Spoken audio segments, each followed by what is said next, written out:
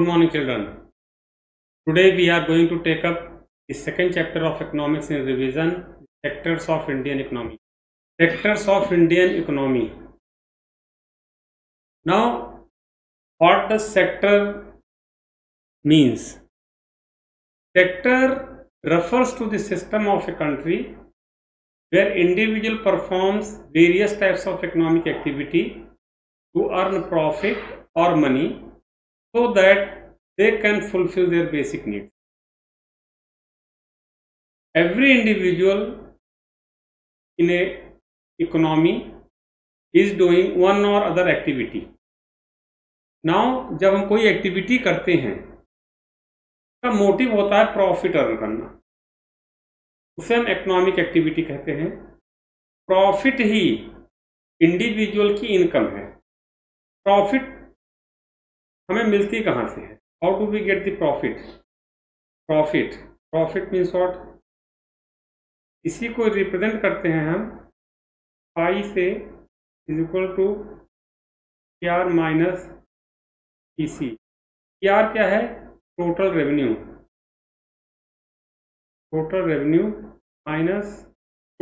Minus total cost is known as profit. अब total revenue क्या है? टोटल रेवेन्यू है कि किसी प्रोडक्ट को बनाने के बाद उसको कितने रुपए में बेचा गया, और टोटल कॉस्ट क्या है कि किसी प्रोडक्ट को बनाने की कितना पैसा लगा। सपोज कर लो, एक छोटा सा एग्जांपल लेते हैं कि there is a tea seller. तो टी सेलर को सपोज कर लो 5 कप चाय बनानी हुई, तो what all materials he required? He requires milk, he require tea leaves, he require sugar, he require ginger, etc. Along with that उसको ignition की भी जरूरत पड़ेगी, ठीक है, गैस की भी जरूरत पड़ेगी या कोयले की जरूरत पड़ेगी। तो सपोज कर लो वो 10 रुपए का दूध लेकर के आया, 2 रुपए की चाय पत्ती लेकर के आया, 2 रुपए की अदरक लेकर के आया, ठीक है, और गिलास लेकर के आया 5 कप चाय के लिए, 5 रुपए का गिलास हो गया, ठीक है। इस तरह करते हुए उसने 25 रुपए इन्वेस्ट किए, ठीक है। अब 25 रुपए में सपोज कर लो कि वो चाय बना रहा है और उस चाय को वो 6 रुपए की रेट से बेच रहा है, तो 30 रुपए में बेचा उसने, तो टोटल रेवेन्यू उसकी 30 रुपीज़ हुई और टोटल कॉस्ट जो आई थी वो 25 रुपीज़ आई थी। इस तरीके से उसका 5 रुपीज़ का प्रॉफिट हुआ, 5 रुपए का प्रॉफिट हुआ, ठीक है। ये जितनी एक्टिविटीज होती हैं इनकी सब क्राइटेरियाज होती हैं जिनको कि हम सेक्टर कहते हैं। Sector basically business activities perform करते हैं। सेक्टर्स में बिजनेस एक्टिविटीज परफॉर्म करते हैं और जिसका मेन एम होता है प्रॉफिट या इनकम जनरेट करना, ताकि हम अपनी रोजमर्रा की जरूरतों को, रोजमर्रा की आवश्यकताओं को पूरा कर सकें। अब इंडियन इकोनॉमी को on the basis of nature of activity, economic activity के बेसिस पर हम 3 पार्ट्स में डिवाइड करते हैं: primary sector, secondary sector and territory sector. एक एक करके इसको समझ लेते हैं। प्राइमरी सेक्टर क्या है? What is primary sector? Primary sector is a sector in which natural resources are directly exploited. Primary sector में जो नेचुरल रिसोर्सेज होती हैं उनको हम एक्सप्लॉयट करते हैं प्रोडक्शन के लिए, जैसे soil, water, minerals being extracted out जिसको माइनिंग कहते हैं, forestries for the purpose of lumbering, clear, जिससे कि हम लकड़ियां लेकर के उसको मार्केट में फर्नीचर बनाने के लिए यूज करते हैं, ठीक है। फिर और भी बहुत सी इंडस्ट्रीज हैं जिनको कि हम रॉ मटेरियल्स प्राइमरी सेक्टर या एग्रीकल्चर सेक्टर से प्रोवाइड करते हैं। प्राइमरी सेक्टर को हम एग्री रिलेटेड सेक्टर के नाम से भी जानते हैं। एग्री रिलेटेड सेक्टर में जो इम्पोर्टेंट एक्टिविटीज़ हैं जैसे फार्मिंग हो गया, फिशिंग हो गया, माइनिंग हो गया, एक्सेट्रा। दूसरा आता है सेकेंडरी सेक्टर। सेकेंडरी सेक्टर क्या है बच्चों? सेकेंडरी सेक्टर को ही हम प्रोसेसिंग सेक्टर कहते हैं या इसी को इंडस्ट्रियल। इस secondary sector is very important. Secondary sector जो है इससे रॉ मटेरियल के लिए प्राइमरी सेक्टर पर डिपेंड होना पड़ता है, प्राइमरी सेक्टर के ऊपर ही डिपेंडेंट रहना पड़ता है। इसमें जो प्राइमरी सेक्टर से, जो एग्रीकल्चर से या जो माइनिंग से हमें रॉ मटेरियल्स मिलते हैं, उसकी processing is being done, they are further processed and made ready for consumption.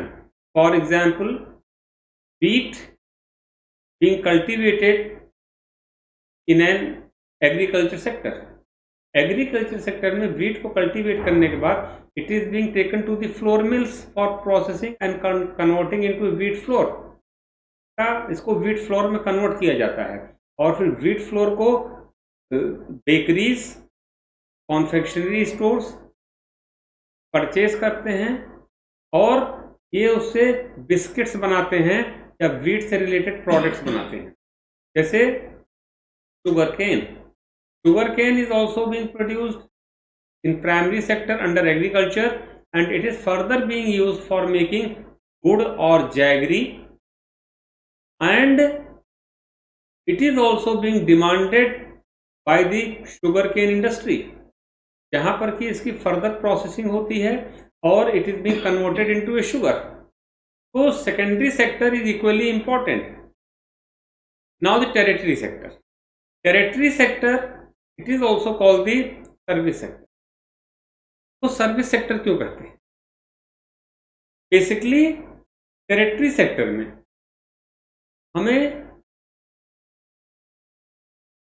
हम जो है प्रोडक्शन में इन्वॉल्व नहीं होते हैं, लेकिन जो प्राइमरी सेक्टर और सेकेंडरी सेक्टर प्रोड्यूस करते हैं उसको हम एक जगह से दूसरी जगह लाने और ले जाने का काम किया जाता है। ठीक है, like under the territory sector we perform transportation facilities. Transportation facilities हम प्रोवाइड करते हैं टेरिटरी सेक्टर में, ये सर्विस सेक्टर में। टेरिटरी सेक्टर और service sector, whatsoever services they perform, whatsoever services they give, for those services they are being paid, उनको paid किया जाता है, वो अपनी फीस चार्ज करते हैं।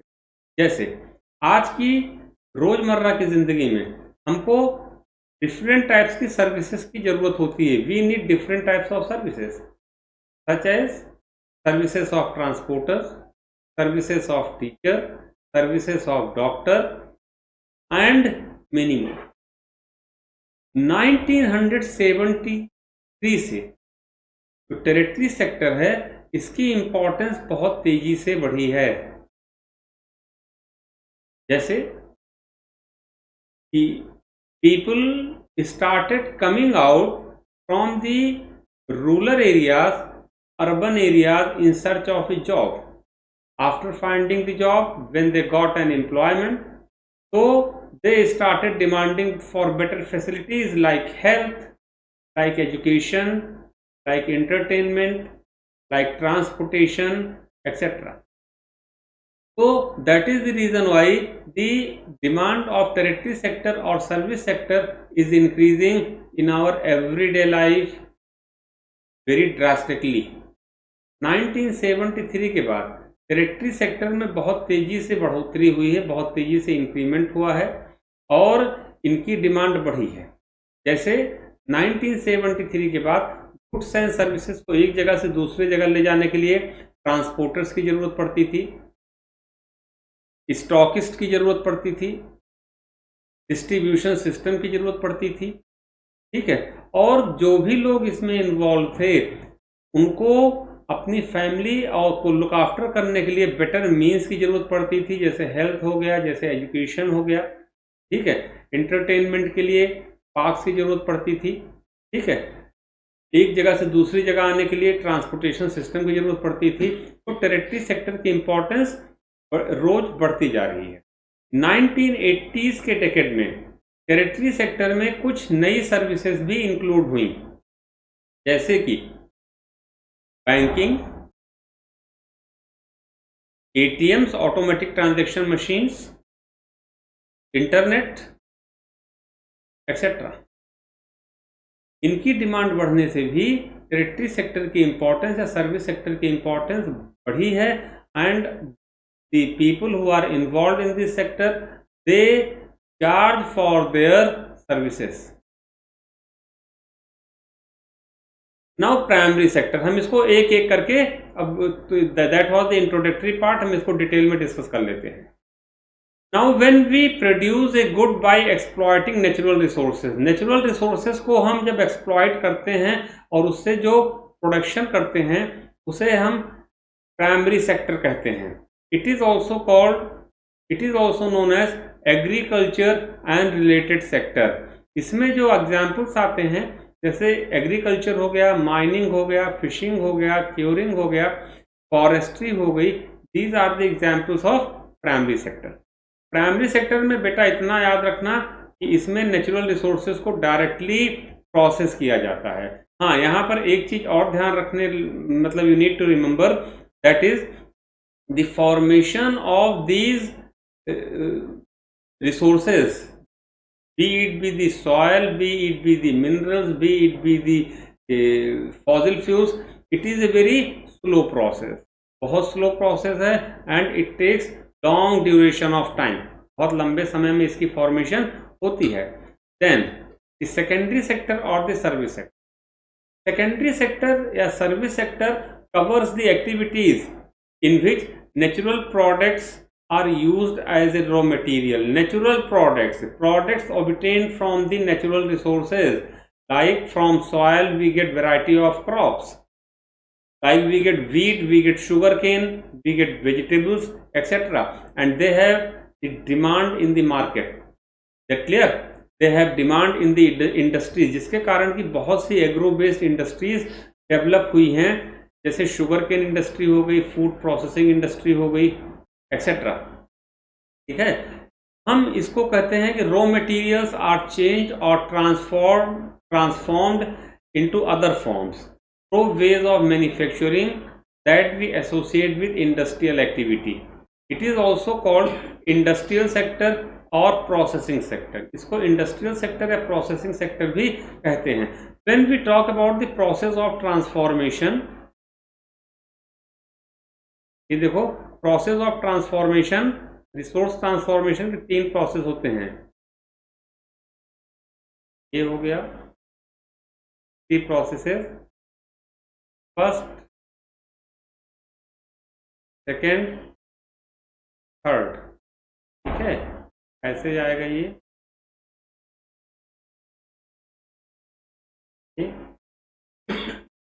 Like this. क्लियर? देन है इसमें रिसोर्सेज आएगा, ये फर्स्ट में रिसोर्सेज में नेचुरल रिसोर्सेज भी आएंगे और ह्यूमन रिसोर्सेज भी आएंगे। ठीक है, natural and human resources. Second है इंस्टीट्यूशन, और थर्ड है technology.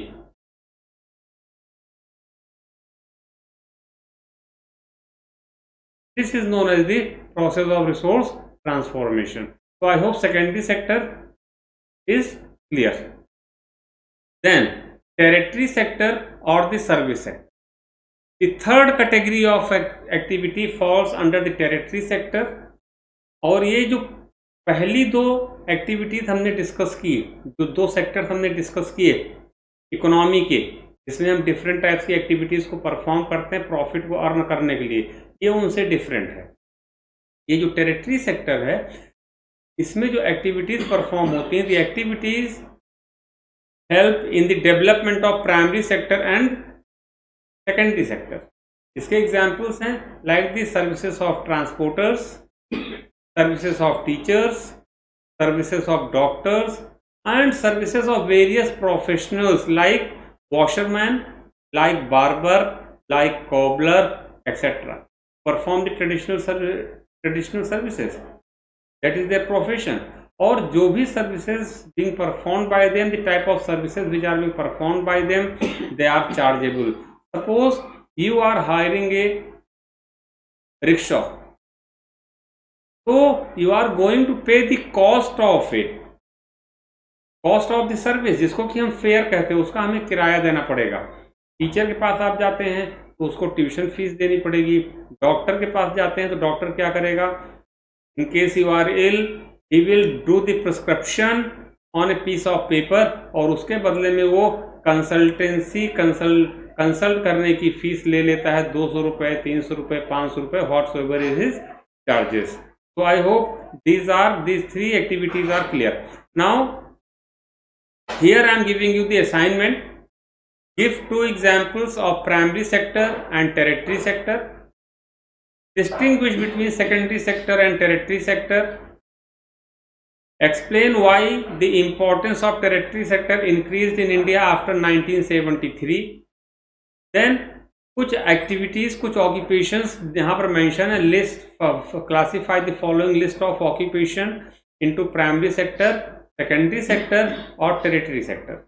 Like the services of a tailor, the flower cultivator, the milk vendor, call centre employ, money lender, work in a match factory. So we come on to the first one. Give the 2 examples of primary sector and tertiary sector. Primary sector और territory sector में क्या आता है? Primary sector का example ले लो. जैसे इसमें मैंने बहुत सी एक्टिविटीज बताई, जैसे एग्रीकल्चर हो गया, फार्मिंग हो गया, mining, fisheries etcetera. Territory sector में आ जाओ, it is considered as a service provider sector. Examples will be the services of teacher, services of doctor, services of lawyer, services of professionals like barber, like washerman, like cobbler, etc. Secondary sector and tertiary sector के बीच में distinguish करना है आप. तो secondary sector is what? It is also known as the processing sector or the manufacturing sector. In this sector, second point होगा आपका, the raw materials which are obtained from the primary sector are brought and processed into a finished goods and made consumable. After being processed, it is being brought into the market for the purpose of sale. Is that clear? Then tertiary sector में आप लिख सकते हो कि it is also known as the service sector, and in this sector we provide various types of services. We take various types of services of a teacher, of a doctor, of a lawyer, and we pay the cost of it, we pay the fees of it. Then why the importance of tertiary sector increased in India after 1973? 3 marks का है, तो इसमें आप ये लिख देना कि because after 1973 the process of industrialization was increased.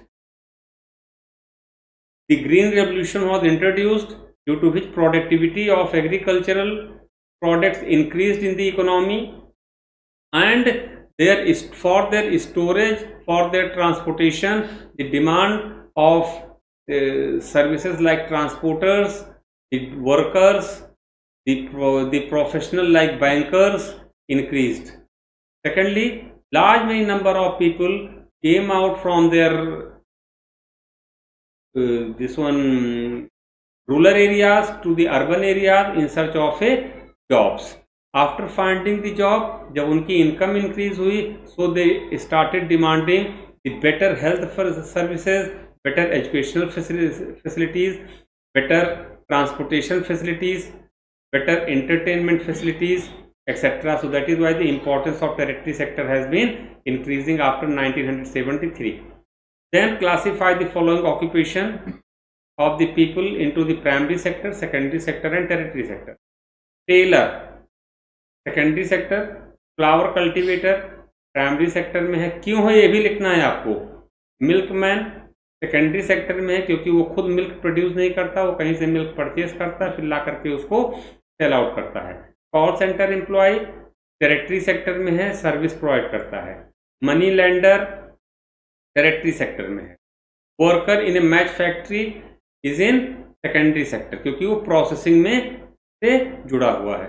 Thank you, have a nice day. Next class will take the how do we compare these 3 sectors and how these 3 sectors are interdependent upon each other, and the other services which were included in tertiary sector after the decade of 1980s we'll discuss in next class. Thank you, have a nice day.